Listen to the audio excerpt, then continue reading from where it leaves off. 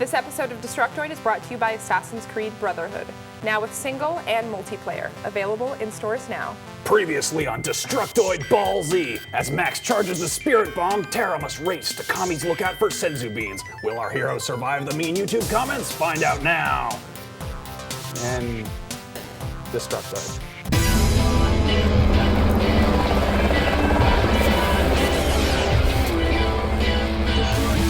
Welcome everybody to Destructoid. I'm Tara Long. And I'm Max Scoville. How you doing today? It's a weird day because you're watching this, it's Monday or after Monday. It's Friday right now for us. This is kind of a substitute teacher day. That's why I look like You're traveling back in time right now. We're both kind of dressed We like are coming to you from the past. teacher's assistants. So because we can't report on the news because it hasn't happened yet, we're gonna go over some things that you guys wanted to discuss a little bit. I've got our lesson plan right here. Anyway, okay, first.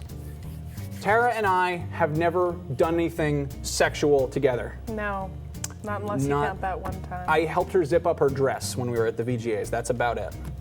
You touched me when you did that. You make it so weird for me when you say this. Like, I know, I just... Sorry. I'll help Hamza Okay, zip let's up move his on to the next topic. Okay, so we haven't slept together. We don't do that. That's dirty. I don't do that. That's nasty, disgusting. icky things. But she will do it with you if you comment on these videos enough. For the right price.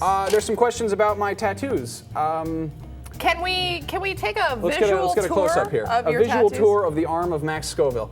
Okay, first up, this is a shark that's also a rocket. And this is a cowboy with a sword who's on a slug dinosaur. And then this is a bear who is wearing a fanny pack, and he has angel wings and a Viking helmet, and he's giving thumbs up to a bottle of Mountain Dew. Okay, and the big one. The big one? The big one, you ask. Yeah. If you can guess what this tattoo means, if you can see that, that's a nice tattoo there. You got a close up of that? Okay, you've got the close up. If you can guess what that means, you will win this Bible Adventures cartridge for the Nintendo Entertainment System. If you're the first person to guess If you're the what that first means. person to guess it, I've only got Because one we of only these. have one copy of that. Yeah. It's vintage, as you see. This is not approved by the Nintendo Association of America, as you can see by this little decal here. It just says that the Bible facts contained in it are approved by the company that made it. So it's kind of a classic. I played that for Genesis. It's So amazing. you've got to comment on YouTube, on this video, this post, and you've got to be subscribed to our videos. So do that. If you already are subscribed, then just write da-da-da-da-da, I know what this tattoo is. It has nothing to do with the Bible. There's your first hint. Unfortunately. Yeah, but it's practically a religious thing for me. So there you go. Do we have anything else? That's about it, I think. That's you guys, about it. I'm sure you'll have more questions. That's not for the us whole in episode. future. Let's get on with this. Yeah, let's do that. We actually have a very special episode of the show for you today. It's special because, in observance of MLK Day, we filmed the episode 3 days early, as you said. So instead of doing the news today, we're going to be doing a special top 5 episode where we talk about some of our favorite stuff.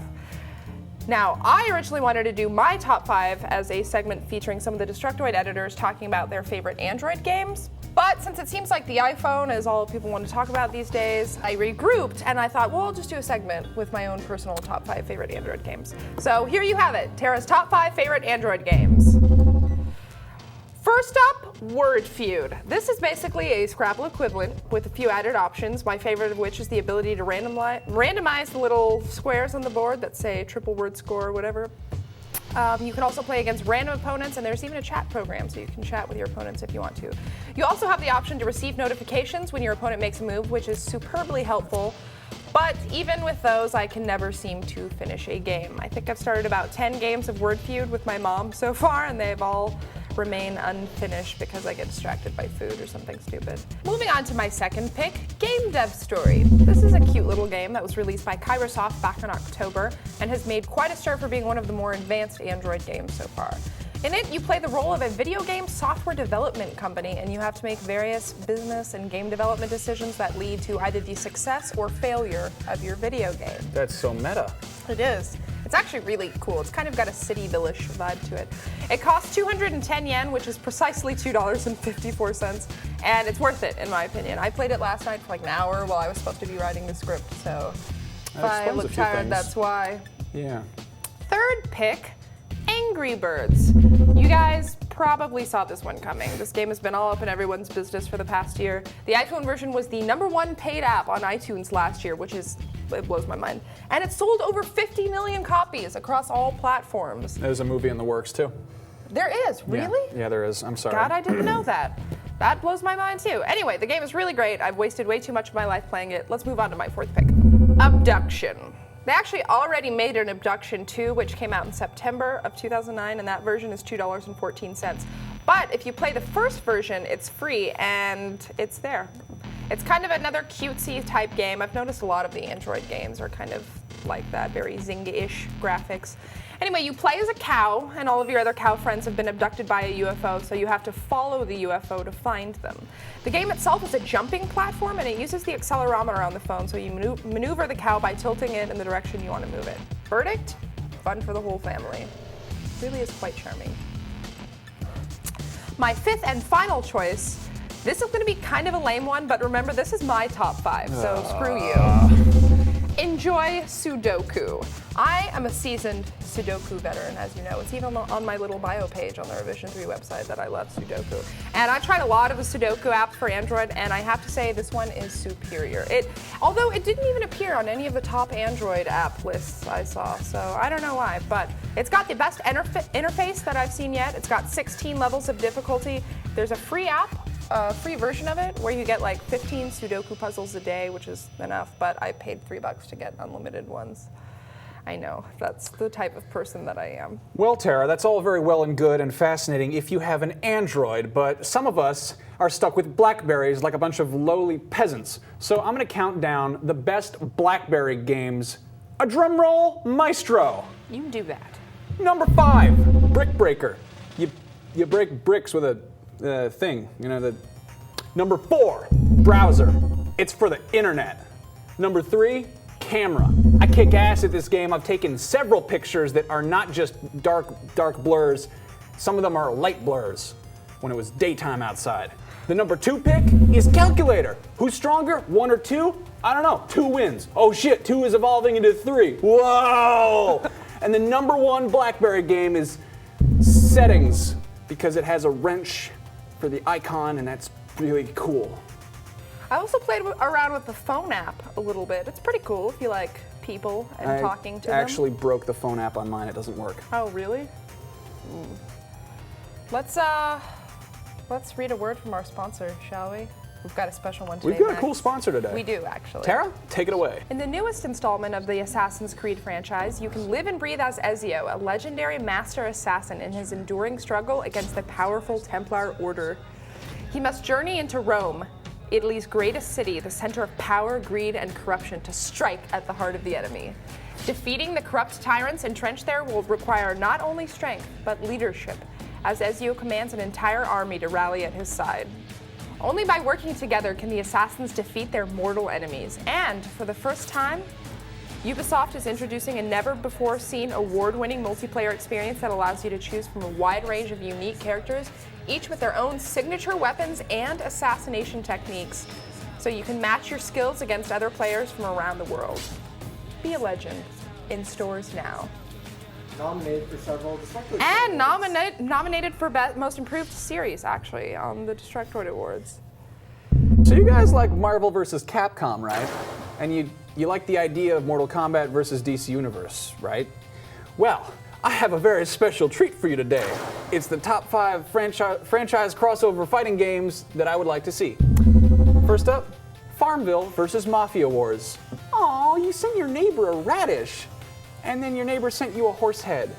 And now the barn's on fire because you should have paid off those enforcers who have now killed all your cows. Madden versus FIFA. Sportful combat! Those evil foreigners have renamed soccer to football, and it's up to you as an American to get revenge. 22, 46, hut, hut, goal!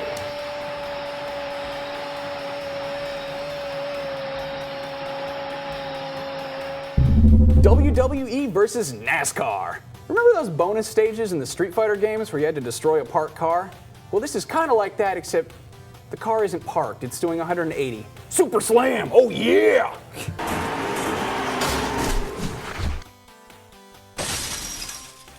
Offensive game designers versus the ESRB. Pick your side. Will you join the forces of fun as Ed Boon, Cliffy B, and George Broussard? Or will you become a member of the Narc Alliance and pick Jack Thompson, Hillary Clinton, or Joe Lieberman? Rated M for mature. Michael Vick's dogs. Hey, do you guys remember Pound Puppies? Here's Cooler, Whopper, Nose Marie, Bright Eyes, and Howler. Good, because that's all you do in this game. You pound puppies. Coincidentally, I had a pound puppy named George. Cool story, bro. He was gray and a poodle. Anyway, enough about that. I have a very special announcement to announce before our last little thing that we're going to show you. And that is that we are having a live taping of the Destructoid show on Monday, January 24th, and we want you guys to tune in for it. It's going to be on YouTube at noon Pacific Central Time, 3 p.m. Eastern. And not Central Time, just Pacific, sorry, I'm retarded. We'll be chatting about the best looking games of 2011, including the upcoming Dead Space 2, and we're gonna hope to have a few exclusives for y'all. So we're gonna be chatting with our guys and talking about what games you guys are excited about, so mark it on your calendars, because it's gonna be awesome. And also, our friends at Dig Nation will be doing their very first ever live stream show tomorrow at 6 p.m. Pacific Time on YouTube.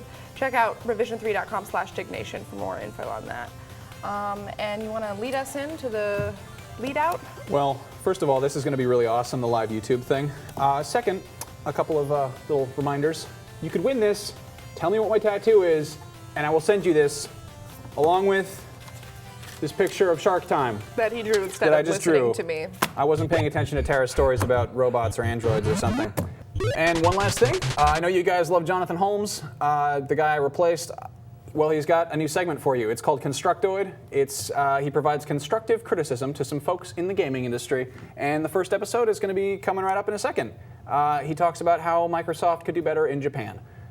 Let's take a gander.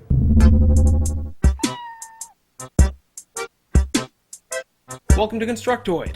You're joining us from the construction site of our new giant robot, where me and my friends are going to give some constructive criticism to game developers, publishers, and players. We're going to start by helping Microsoft get the Xbox to sell in Japan. Japan actually likes American products. What matters is what kind of American you are. You can be the wrong kind, or you can be the right kind. And right now, the Xbox 360 is definitely the wrong kind. Here are some tips from Microsoft on how they can get the Xbox to be the right kind of American. Number one, don't be so loud. Americans have this bad reputation in Japan for being loud and rude. The Xbox 360 lives right up to that reputation. Here's the sound of the Xbox 360. That's like if I come up to a Japanese guy and I'm like, hey, what's up? And he's like, oh, nothing much. And then I'm like, I don't think that's ever going to fly. Number two, don't be afraid of working. Work ethic is a big deal in Japan. The idea in Japan is to give 100%. You can't slack off. And if you have a video game console with a 40 to 50% failure rate, well, that's worse than slacking off. That's... Yeah. Well, in my experience... Just a second, Okay,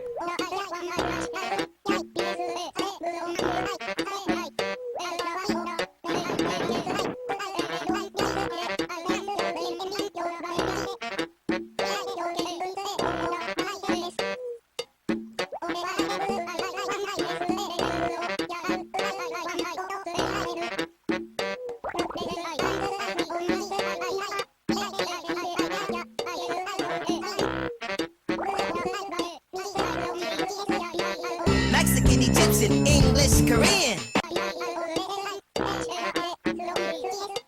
Okay, we're running out of time. Let me close this out. The next Microsoft console needs to be overly cool, quiet, good-looking, fit. In short, you need to stop being like this guy. Was that a fart? I don't know. And start being like this guy. Thanks for watching. I miss Jonathan Holmes terribly and his shiny, shiny head. He brought such an aura of innocence to this set, one that has left since you took his space. Don't get me wrong, you're great as a co-host, But Holmes had that boyish, there was something about him. I just wanted to pet him at all times. Not that way. Well, hope you guys have a great night. I'm gonna go home and cry and drink. Cool, this is a wrap? Let's do it. Later, Max.